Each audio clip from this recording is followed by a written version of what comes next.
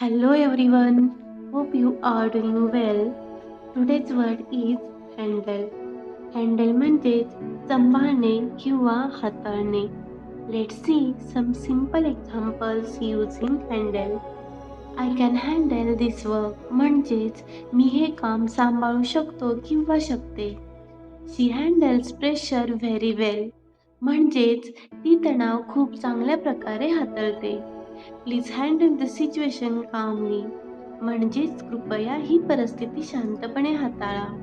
He knows how to handle problem म्हणजेच त्याला समस्या कशा हाताळायच्या हे माहीत आहे.